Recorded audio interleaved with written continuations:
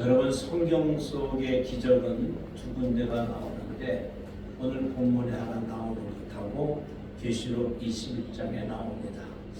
이 두 가지 베드로의 기적의 공통점은 예수 그리스도의 말씀을 듣고 그리고 순종해서 배가 아주 가득 찬, 오늘 본문의 내용은 2배의 7구의 배까지 가득 찬, 또 요한복음 21장에서는 우리가 잘 아는 153의 기적이라 해서 153마리의 물고기를 잡는 그런 기적이 나와 있습니다. 오늘 본문 말씀을 통해서 베드로의 헌신과 순종을 우리가 잘 배워서 하나님 앞에 붙들리길 바라고요. 하나님의 복을 받는 은혜 시간이 되길 바랍니다. 첫 번째로 드리고자 하는 말씀은 이 하나님의 은혜 가운데 평범한 사람이었던 베드로가, 평범한 어부였던 베드로가 어떻게 하나님 앞에 이렇게 귀하게 쓰임을 받고 예수님의 수제자가 되고 초대교회에 또 이런 교구의 삶을 살 수 있었을까? 그 첫 번째는 베드로의 헌신에 있었습니다. 오늘 본문에 보면 1절과 2절에 그렇게 되어 있습니다. 게네사렛 호숫가에 배가 두 척이 있었는데 그 두 척 중에 3절에는 예수님께서 한 배에 오르시니 그 배는 시몬의 배라 그랬습니다. 배 두 척이 있는데 그 게네사렛 호숫가에서 예수님께서 시몬의 배에 오르신 거예요. 시몬 베드로에게 허가를 받은 것도 아닙니다. 말한 것도 아니에요. 베드로의 배에 올라가서 그 배에 오르셔서 하나님의 말씀을 전하신 거예요. 그런데 오늘 본문 성경 어디를 봐도 베드로가 아무 말이 없어요. 예수님께서 자기의 배에 오르셔서 복음을 전하는데 아무 말씀이 없으신 거예요. 아무 이런 항의를 한 것이 없죠. 그런데 예수님께서 이 복음의 생명의 영생의 말씀을 다 마치신 후에 4절에는 깊은 데로 가서 그물을 던지라 그렇게 말씀해요. 그러면서 고기를 잡으라고 명령하실 때 시몬 베드로가 그렇게 얘기하죠. 선생님, 우리가 밤새도록, 우리들이 혼자가 아니죠. 여기에 야고보도 있고 요한도 있고 그런데 밤이 새도록 수고하여서는 잡은 것이 하나도 없는데 말씀에 의지하여 그물을 내리리이다 하고 가서 그물을 던졌더니 고기를 잡은 것이 힘이 많아서 그물이 찢어질 정도가 됐다. 그래서 자기 친구를 불러서 배에다 담았더니 2배에 가득 찼다. 그렇게 말씀하고 있어요. 그래서 여러분, 하나님의 은혜와 축복의 시작은 바로 이 헌신에 있습니다. 이 헌신은 무슨 큰 헌신이 아니에요. 아주 적은 거예요. 그래서 하나님의 말씀처럼 시작은 미약하지만 나중은 창대한 것처럼 하나님께서, 우리 예수님께서 저와 여러분에게 요구하는 것이 별로 큰 것이 아니에요. 작은 거예요. 오늘 베드로는 이 배 한 척을 예수님 앞에 헌신함으로 하나님 앞에 이렇게 은혜와 축복을 받지요. 성경에 이런 내용들이 많이 있는데요. 예수님께서 예루살렘에 입성할 때 나귀를 타고 가십니다. 근데 그 나귀 한 마리도 별로 큰 것이 아니죠. 그리고 최후의 만찬에 다락방에 오를 때 예수님께서 다락방을 쓰십니다. 이것도 큰 게 아니에요. 그래서 우리 하나님 앞에 축복의 시작은 바로 작은 헌신에서 시작되는데 열왕기상 18장에는 이런 내용이 나와 있습니다. 이 엘리야가 사렙 여인에게 떡 한 개를 만들어 줄 것을 그렇게 부탁합니다. 통에 가루 조금과 기름병에 좋은 기름밖에 없는데 그것을 만들어서 아들하고 먹고 죽으려고 한다 그럴 때 이 엘리야 선지자가 그것은 나중에 하고 먼저 나로 먹게 하라. 그러면 통에 이 가루와 병의 기름이 이 가뭄이 끝날 때까지 멈추지 아니할 것이다. 그렇게 요청을 합니다. 그때 이 사르밧 여인이 떡 한 개를 만들어서 엘리야 선지자를 드렸는데 엘리야 선지자가 그걸 먹고 축복하니까 가뭄이 끝날 때까지 통의 가루와 기름이 마르지 아니하면서 나중에는요 이 아들이 죽게 되는데 죽은 아들을 살립니다. 아멘. 할렐루야. 아멘. 놀라운 일 아니에요.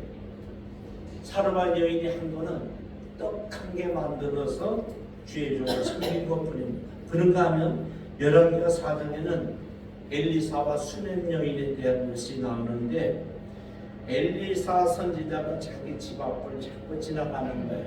날이 덥죠. 지금처럼 더운 데죠.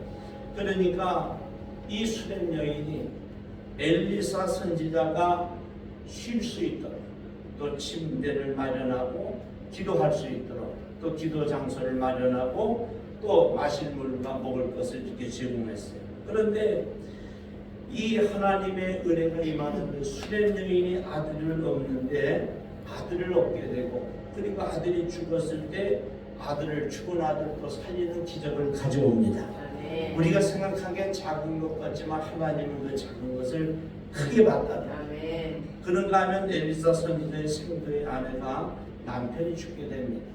요즘으로 말하면 남편이 신학교를 갔는데 신학교를 가서 그냥 죽었어요.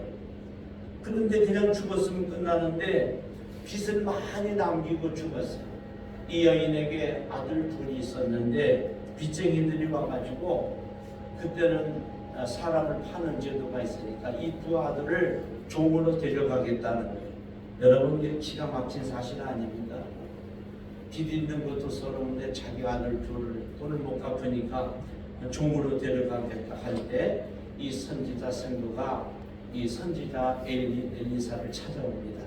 엘리사 선지자요, 우리 남편이 신학 공부를 하다가 죽었는데 빚이 많이 남아 있고 빚쟁이들이 와서 내 아들 둘을 체주로 이렇게 와서 종으로 삼으려 합니다. 그러니까 엘리사 선지자가 그렇게 묻습니다. 너에게 가진 것이 무엇이냐? 그랬더니 기름 한 그릇밖에 없습니다. 그래 얘기해. 그러면 그 기름 한 그릇을 가져오라. 그리고 너희 집안에 그릇을 다 준비하라. 그릇이란 그릇을 다 준비해라. 그리고 그것에 기름을 따라서 다 팔아가지고 빚을 갚고 네 아들들과 함께 살으라. 그렇게 이야기 나옵니다. 그랬더니 오병이어 기적처럼 기름 한 그릇을 가지고 기름을 그릇에 담그는데 기름을 따르니까 계속해서 기름이 나오는 거예요. 그럴 줄 알았으면 이 여인이 기름을 방에서만 그릇 준비하지 않고 좀 바깥에서 준비했으면 더 컸을 텐데 이 여인에게는 물론 믿음은 있었지만은 준비한 것이 그 방 안에 그릇을 가두는 것이죠. 그런데 실제로 가서 따르니까 기름이 다 그것에 따라져서 기름을 팔아가지고 빚을 다 갚고 두 아들과 함께 살게 됩니다. 여러분 하나님 앞에 드린 것은 선지자 앞에 드린 것은 이 기름 한 그릇밖에 없는데 하나님께서 그 기름 한 병을 귀하게 보시고 기적을 나타내신 것이죠. 네. 마태복음 14장에는요 우리가 잘 아는 오병이어 기적이 나옵니다. 그 오병이어 기적도 예수님께서 어떤 것을 축사하시는 거 아니 말 그대로 오병, 떡 5개, 이어, 물고기 2마리. 이게 한 어린아이의 도시락이에요. 제자들이 다녀보니까 먹을 것이 하나도 없고 어린아이 도시락 하나 있는 거예요. 거기에 예수님께서 축사하십니다. 축복기를 해주셨다. 그러니까 그 물고기 2마리 떡 5개를 가지고 5,000명, 남자만 5,000명. 그런가 하면 여자와 어린아이 하면은 한 10,000명 될 거예요. 10,000명이 먹고서도 12강들이가 남았다. 7이나 3이나 12 숫자는 다 이건 완전 하나님의 완전 숫자를 말합니다. 하나님께서 완전히 기적을 나타내시고 12강들이를 남겼다. 합격했다. 그러면 여러분 하나님 앞에 드려진 것이 뭘까요? 물고기 2마리가 떡 5개. 작은 헌신이지만 우리 주님이 축사하시면 이런 기적이 일어난다고 하는 것입니다. 여러분 하나님 앞에 빚내서 많은 것을 드린다고 그러지 마시고 저와 여러분은 지금 우리 몸을 드리고 있잖아요. 시간을 드리고 몸을 드리고 정성을 드리고 주님 앞에 예물을 드릴 때도 내가 정성껏 하면 되는 거예요. 그것을 하나님은 크게 보시고 귀하게 보신다는 거예요. 여러분 이 세상에 맺히는 열매를 보세요. 씨앗 없이 맺히는 열매가 어디 있습니까? 감자 고구마는 씨앗 하나 심으면 감자 고구마는 60배 정도 맺힙니다. 벼이삭은 하나 심으면은 100배 정도의 수확을 얻습니다. 그래서 성경은 우리의 작은 손실을 보고 30배, 60배, 100배 열매를 맺는다 합니다. 과일나무 같은 경우는 씨앗 하나 심어가지고 수천 배, 수만 배 매년 열리니까 겨자씨 같은 건 말할 것도 없고요. 그래서 여러분, 우리 하나님은 저와 여러분에게 바라는 것이 큰 걸 바라는 것이 아니라 오늘 본문에 나오는 베드로처럼 작은 헌신을 요구하고 있습니다. 아멘. 여러분, 순종해서 하나님 앞에 큰 역사를 이루기를 바랍니다. 아멘. 제가 강원도 태백의 연합복음성회를 인도하러 가니까 목사님들이 아침에 목사님 운동삼아 교회들이 있다는 거예요. 그게 어디입니까? 가보니까 검룡소라고 하는 조그마한 연못이 있어요. 우리 거기서 이렇게 수산을 하더라고요. 거기가 한강의 기원이 시작은 미약하지만 창대한 강이 됐죠. 그리고 태백역 앞에 황지연못이라고 있는데 점심을 이쪽에서 먹는데 목사님들이 그래요. 목사님, 저기가 황지연못이라는 것인데 저게 낙동강의 기원입니다. 그래서 제 마음에 참 제 나름대로 깨달음이 있더라고요. 시작은 미약한데 창대한 역사가 있는 거예요. 하나님 앞에 저와 여러분이 지금 하나님 앞에 드리는 이 작은 헌신과 몸과 마음 정성을 담아서 유물과 하나님 앞에 올려드리는데 인간이 보기에는 작지만 하나님은 그것을 크게 보는 거예요. 여러분의 헌신과 봉사가 하늘에 상달되길 바랍니다. 이제 두 번째 중요한 것은 베드로의 순종이에요. 오늘 베드로가 그러죠. 예수님께서 깊은 데로 가서 그물을 내려 고기를 잡으라 하니까 선생님, 우리들이 밤이 새도록 수고했는데 잡지를 못했습니다. 그런데 주님의 말씀에 의지하여 내가 그물을 내리리이다. 아멘. 주님의 말씀을 의지해서 그물을 내리리이다. 즉 우리의 생각에는 밤이 새도록 고기 잡았는데 못 잡았는데 깊은 데서 가서 그물을 던진다고 해서 고기가 잡히겠습니까? 특별히 고기는요, 깊은 데 던지는 게 아니고 얕은 데 던지는 겁니다. 그런데 6절에 이런 말씀 기록이 되어 있어요. 그렇게 하니, 순종하니 고기를 잡은 것이 심이 많아 그물이 찢어지는도다. 말씀에 순종했더니 기적이 일어났다는 것입니다.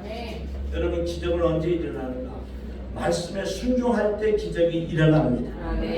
요한복음 21장 6절에도 예수님께서 베드로에게 오른편으로 가서 그물을 던지라. 그랬더니 153마리의 고기가 잡힌 거예요. 여러분, 그물을 오른쪽에 던지면 어떻고 왼쪽에 던지면 어떻습니까? 우리 사람의 인간의 생각에는 그게 별거 아닌데 예수님은 오른쪽에 던지라네.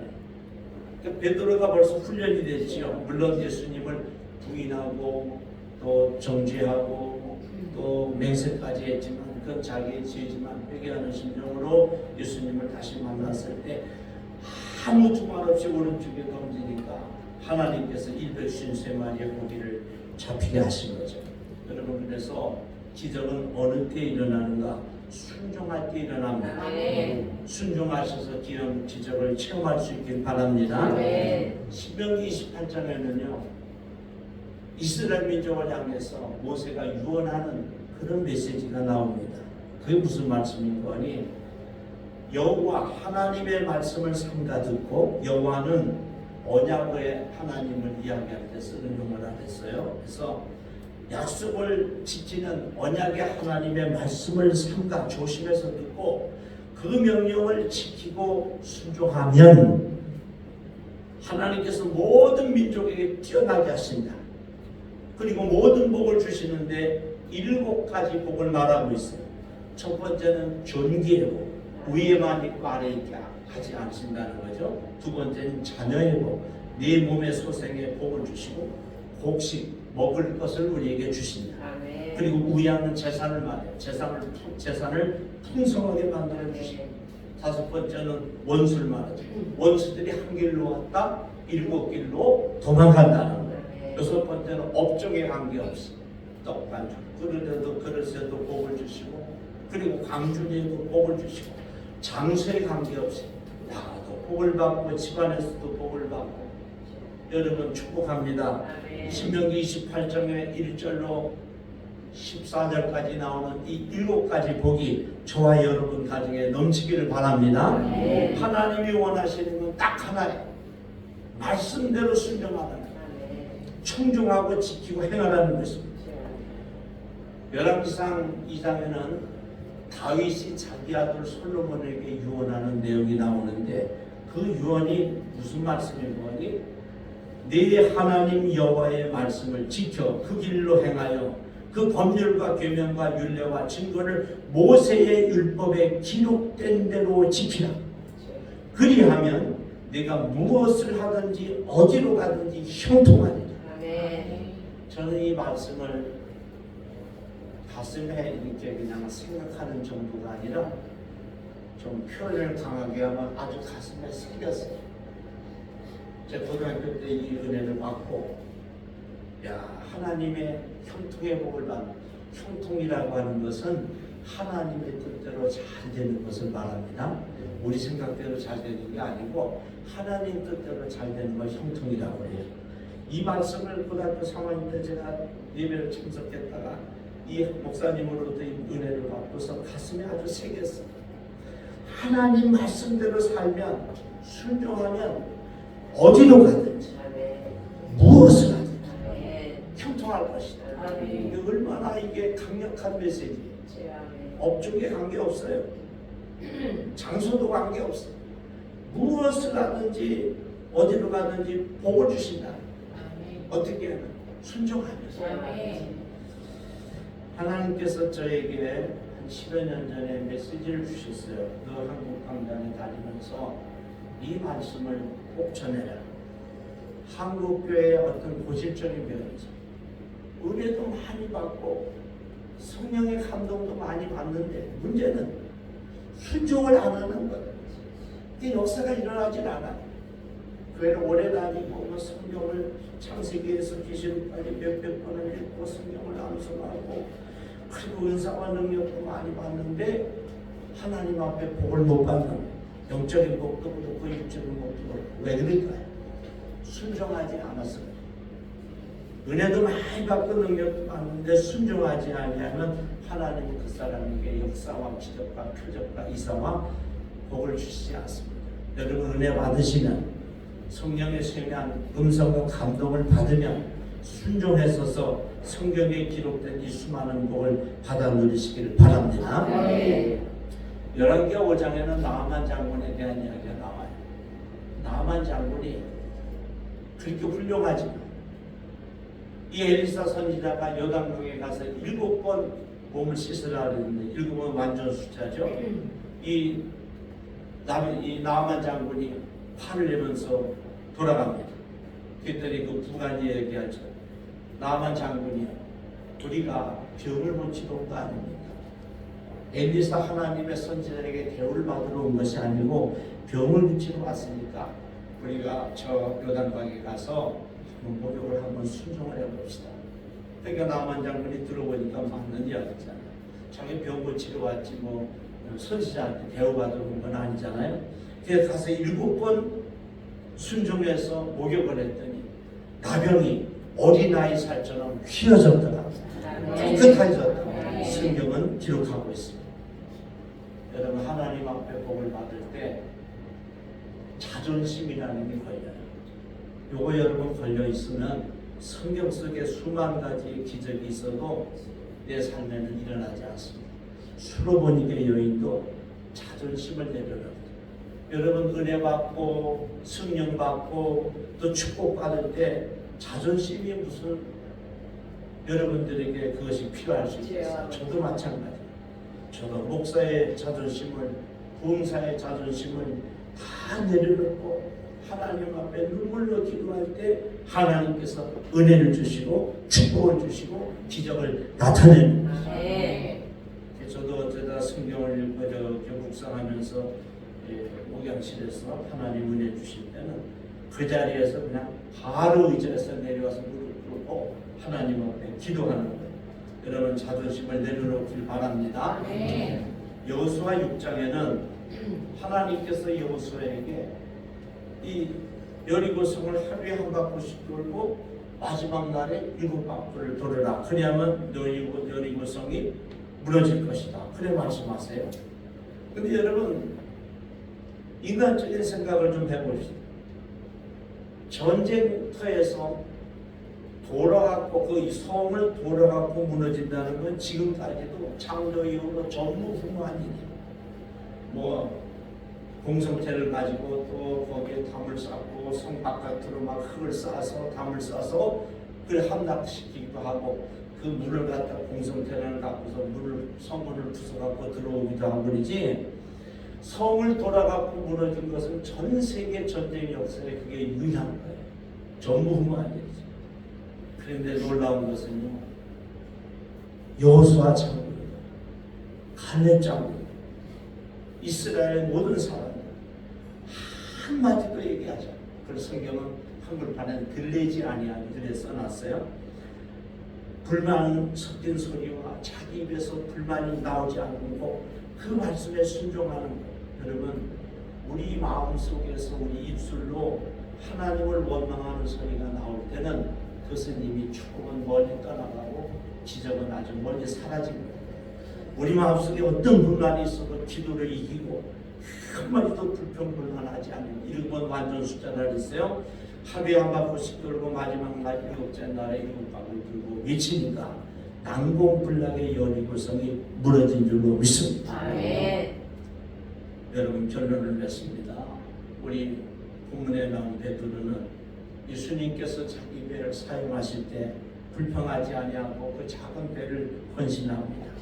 그리고 예수님의 말씀대로 순종해서 그물을 던집니다. 하나님께서 주님께서 이 베드로의 헌신과 순종을 보고 우리 이 본문 읽은 우리 누가복음 5장의 마지막 순간에 이제 베드로와 야고보 요한을 제자로 부릅니다. 그랬더니 11절 마지막 절에는 모든 것을 버려두고 저들이 예수님을 따랐다 했어요. 순종하는 사람은 이렇게 하는 거예요. 아무 불평 없이 또 조건 달지 말고 자존심 다 내려놓고 하나님 앞에 작은 것을 드리고 순종하면 베드로의 기적이 저와 여러분의 기적이 될 줄로 믿습니다. 네. 기도하겠습니다.